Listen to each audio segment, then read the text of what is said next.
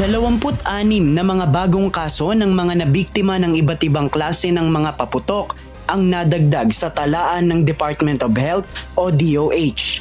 Naitala ito matapos ang selebrasyon noong December 25. Dahil dito meron ng 69 na biktima ng mga paputok mula sa 62 na mga sentinel sites na minomonitor ng ahensya mula December 22 hanggang kahapon December 26. Mayorya sa mga kaso ay 19 years old pababa, 58 mula sa 69 cases, habang ang 11 naman ay 20 years old pataas. Samantala, 4 na individual na biktima ng mga paputok ang dinala sa East Avenue Medical Center. Lahat ng kaso ay pawang nangyari din noong December 25. Ang unang pasyente ay isang 23 years old na babae mula sa Quezon City. Ang pangalawa naman ay ang pinakabata na 9 years old na lalaki mula rin sa Quezon City.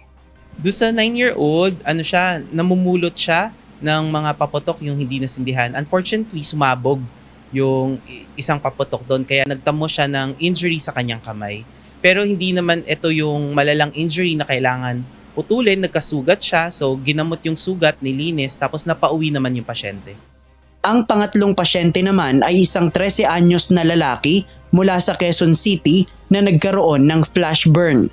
Habang ang ika-4 na pasyente naman ay isa ring 13 anyos na lalaki mula sa Caloocan City na nasunog ang kaliwang mata dahil sa boga. Doon sa 4 na kaso na yun, nag-sustain sila ng mga minor injuries. Wala naman sa kanila ang kailangan ma-admit. So mga napauwi naman silang lahat. Paalala ng Department of Health sa publiko, huwag nang gumamit ng paputok upang maiwasan ang pagkaputol ng daliri at pagtatamo ng mga sugat o sunog sa katawan. JP Nunez, UNTV, News and Rescue. Diyos ang aming sandigan, serbisyo publiko ang aming pinahahalagahan.